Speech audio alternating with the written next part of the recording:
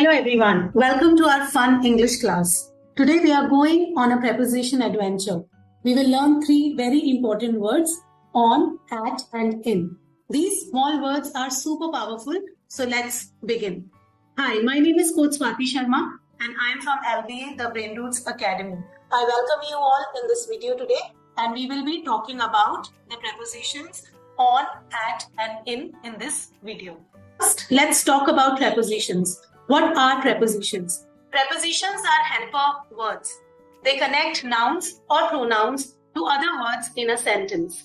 They tell us where something is, when something happens, and sometimes also directions. So think of a prepositions like little guides that show relationships, positions, and directions. Meet our star prepositions. There are various prepositions that we use when we speak in English, but these three words are very important and we call them star prepositions. So now let's meet our three star prepositions: on, at, and in. On is a word that is used for surfaces and days.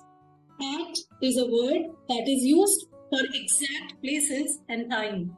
In is a word that is used for inside spaces and longer time. Each one has a special job. So let us understand them one by one. Let's start with on. When do we use on when we speak in English? We use on for surfaces. For example, the book is on the table.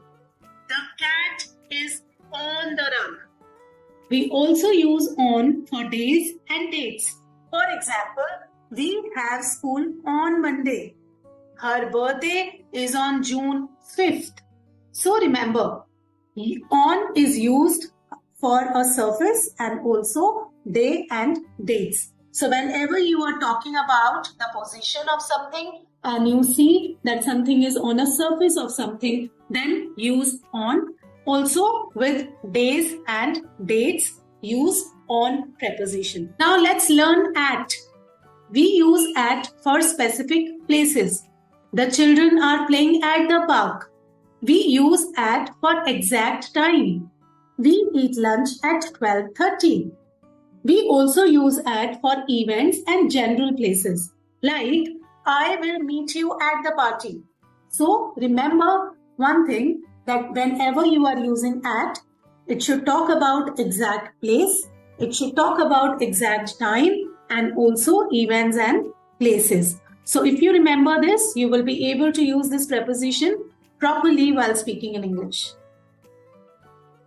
Next, very important preposition, in. So now let's talk about in. We use in for inside or an enclosed space. The kids swim in the pool.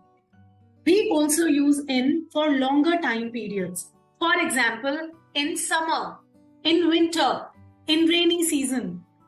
Also with the years. For example, in 2024, in 2019, in 1985. So whenever we are talking about a long time or we are talking about something which is inside, in an enclosed space, then we use this preposition called in. Now let's practice together. Look and think. On, at, or in.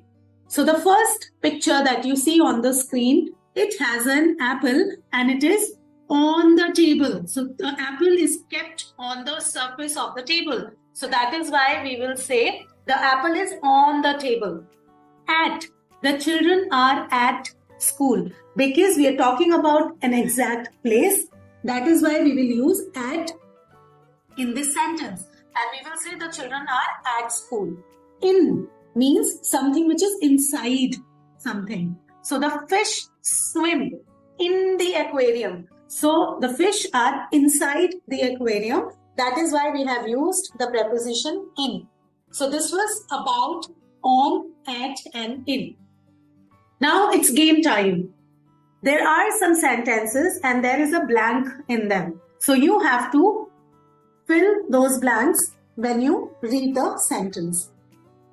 The first one is, the ball is dash the box. Ball is inside the box in an enclosed space. That is why we will say the ball is in the box. The next one is we play dash recess. Recess is a specific time period. That is why we will use at when we say recess. We play at recess. The third one is the painting is dash the wall. Something is attached to the wall. So that is why we will say on. The painting is on the wall. Now the last one is the party is dash Saturday. Now we are talking about a day, and with day we use on. So we will say the party is on Saturday. Now let's talk about these prepositions when they get tricky. Most of the times it happens that we use these prepositions incorrectly. With cities, with vehicles and with buildings, most of the times people use these prepositions incorrectly. Let's understand this in the first example, in versus at for cities. I live in New York City and I am at the mall in New York. So both the sentences have a name of a place, but with one we have used at and with another we have used in. Now let's understand why did we do so. Here in is used for a general area, New York City. So it is a big city, it is a general area of a country.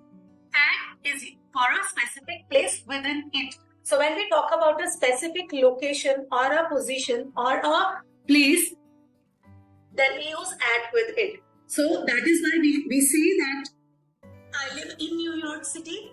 I am at the mall, because mall is a specific place in the city. That is why we have used at with the mall. Now let's talk about on versus in. Again, people often use these prepositions incorrectly. They mix these two prepositions when they talk about vehicles. So let's understand when do we use on and when do we use in.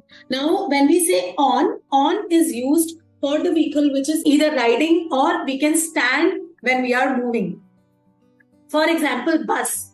Bus is an open vehicle, or bus is a vehicle in which we can easily walk. So when we can walk in a vehicle, then we use on. For example, I am on the metro. I am on the train.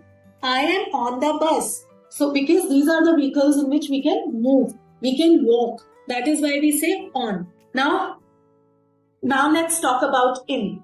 So in for vehicles used is for those vehicles in which we cannot walk, which are enclosed, which do not have space to move within the vehicle. For example, car. Car is an enclosed vehicle. We cannot walk inside the car. That is why we say I am in the car.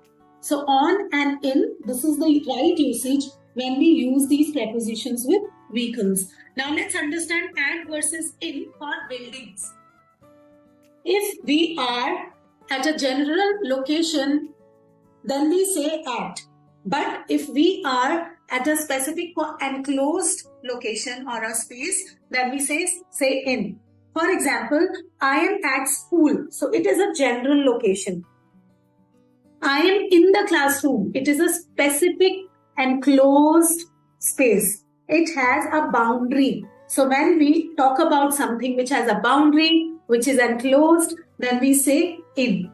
Hope you understood this tricky points when we use these prepositions. Now it's your turn. Think of a place, think of a time, make your own sentence and use on, at, in to describe where and when. I will give you an example. So the example goes like, the children play in the park on Saturday at 3 p.m. So we have spoken about an outdoor location, exact day and exact time. So this is how we have used these three prepositions in, on and at. Now you can try your own sentence and you can share them in the comment box. I will be more than happy to see your comments and read your sentences. Great job done today, everyone. Now you know how to use on, at and in. Before we close this session, I would just remind you to practice daily, make your own sentences and keep learning English with fun. Do not forget to like, share and subscribe. See you in the next lesson. Thank you so much.